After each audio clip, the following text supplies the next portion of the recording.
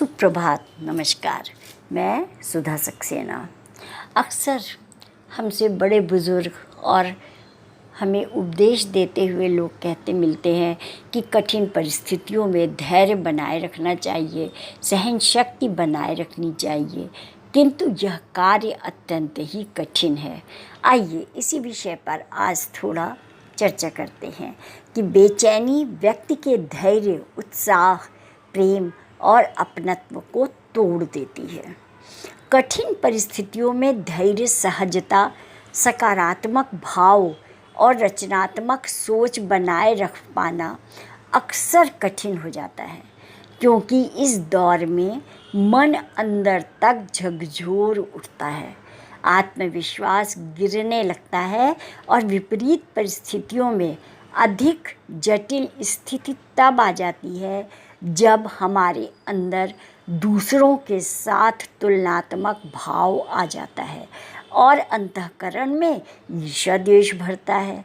इससे असंतोष और भी अधिक गहराने लगता है और व्यक्ति अपने जीवन के प्रति पूर्ण नकारात्मक विक्षोभ से भर उठता है।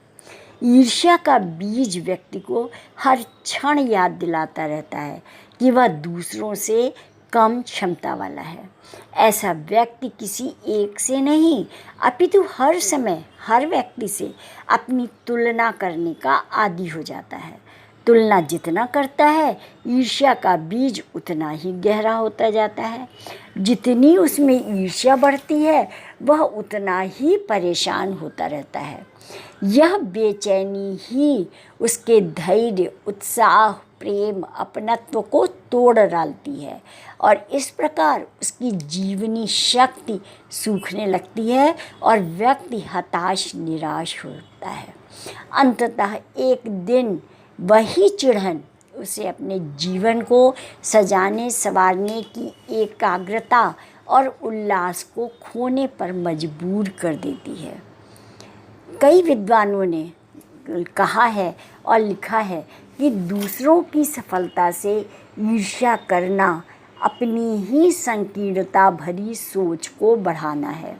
हर व्यक्ति का व्यक्तित्व एवं उसके विकास की संभावनाएं उसके अलग अलग स्तर पर छिपी रहती हैं। यदि व्यक्ति इतना मात्र समझ जाए तो उसे विक्षुब्धता की जगह सहजता अनुभव होगी। अतः स्वयं के जीवन को सफल बनाने का एक ही अस्त्र है निश्चलता से ईमानदारी भरा पुरुषार्थ करना और आगे ही आगे बढ़ना।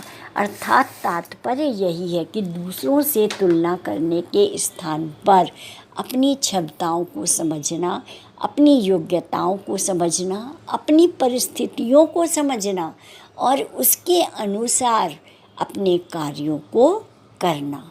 तभी हम जीवन में संतुष्ट हो सकेंगे और सहजतापूर्वक जीवन बिता पाएंगे। तो आज इतना ही। आप सब ने मेरे चैनल को लाइक और सब्सक्राइब किया, उसके लिए अतिशय धन्यवाद। यदि आपको मेरी चर्चा अच्छी लगती हो तो कृपया मेरे चैनल को साझा करें, आगे बढ़ाएं। नमस्कार, धन्यवाद।